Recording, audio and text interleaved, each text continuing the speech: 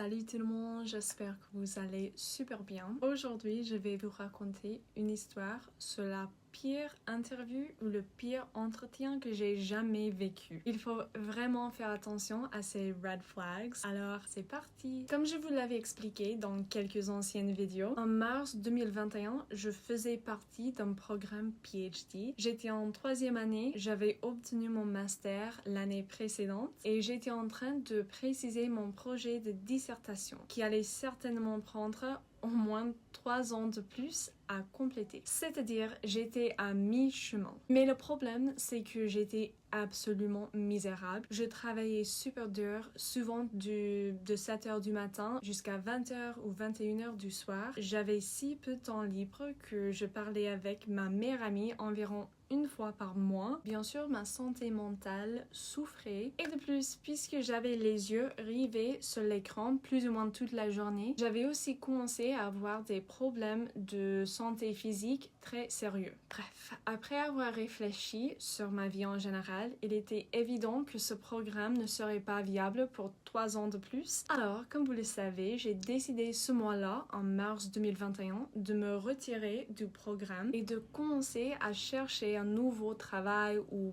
boulot ou taf qui me plairait. Bien sûr, l'enseignement, c'est quelque chose qui me passionne tellement. Alors, j'utilisais tous les sites que j'avais listés dans ma vidéo la plus récente pour chercher un emploi en tant que prof ou enseignante en même temps que j'ai créé cette chaîne. Imaginez mon bonheur quand j'ai trouvé un poste pour être prof d'anglais. Faites attention, le poste en masculin, c'est un emploi, mais la poste au féminin, c'est le bureau où on distribue du courrier. J'ai décidé de quitter mon poste à la fac, mais ils m'ont envoyé une lettre par la poste. Bon, ce poste que j'avais trouvé était annoncé par une compagnie qui était basée à Paris, mais il était un poste de télétravail, c'est-à-dire que je travaillerais en ligne et c'était aussi un emploi à temps partiel. À mon avis, cela serait parfait parce que je pourrais bosser ou travailler chez moi aux États-Unis. Et puisque la France était au milieu d'un confinement à ce moment-là, je pensais que peut-être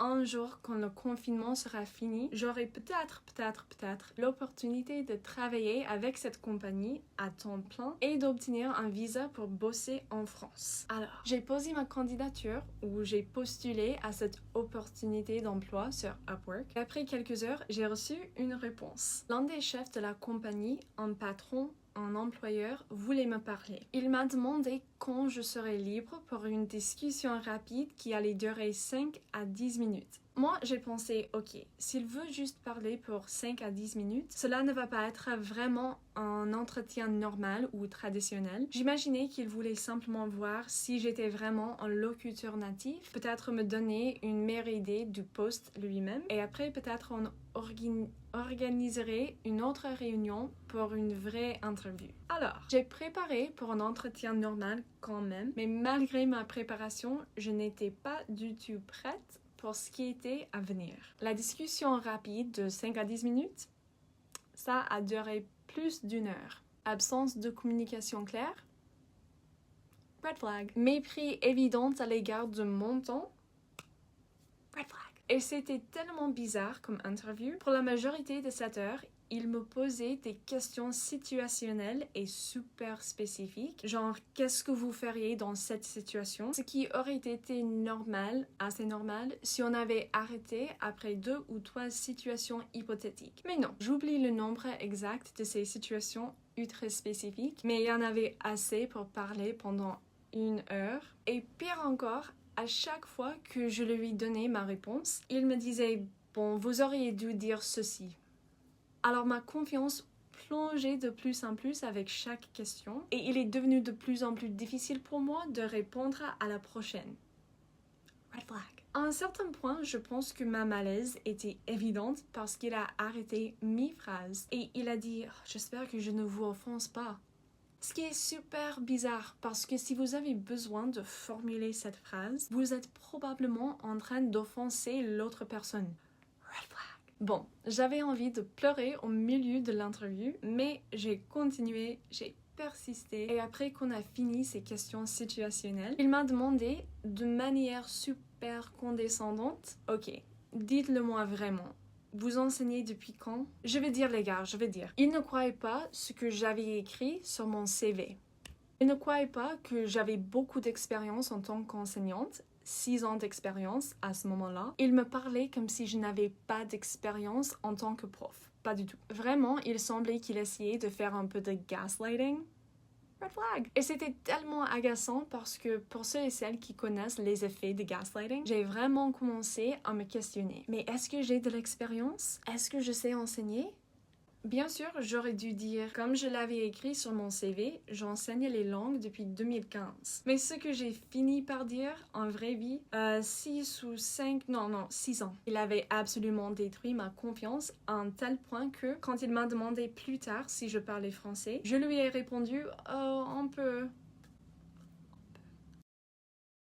Après cette heure qui me semblait durer toute la journée, à ma surprise, cet employeur m'a dit qu'il allait m'embaucher. Ça veut dire qu'il m'a recruté, qu'il m'a offert le poste. Et la raison pour laquelle il a décidé de m'embaucher, parce que malgré mes réponses à ces questions, il pouvait voir que j'avais les instincts d'une enseignante.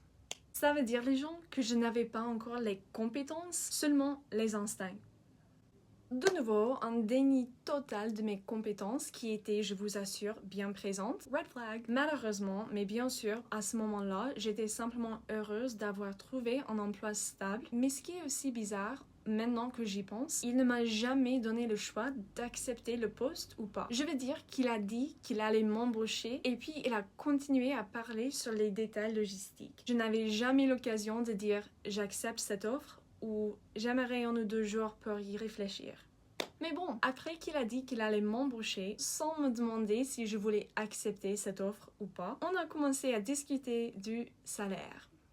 Et ça, c'était aussi intéressant. Mais avant de continuer, si vous trouvez cette vidéo utile, n'hésitez pas à la liker. Comme vous le savez, c'est super pour mon ego, mais en même temps, vos likes aident à diffuser cette vidéo au plus grand nombre de personnes possible. Merci 1000 fois. Alors, le salaire. Avant l'entretien, avant l'interview, quand j'avais vu l'annonce pour ce travail sur Upwork, j'avais lu que le salaire horaire serait entre 20 et 23 euros. C'est-à-dire entre 20 et 23 euros par heure. Et quand on postule sur Upwork, il y a une partie de la demande ou la candidature où il faut préciser quel salaire vous voulez gagner. C'est-à-dire qu'il fallait préciser un nombre exact entre 20 et 23 euros au moment de postuler. Rappelez les gens, j'avais déjà 6 ans d'expérience et un master. C'est-à-dire, je n'étais pas débutante et je n'avais pas envie de me sous-estimer. Alors, au moment de postuler, j'avais choisi 23 euros.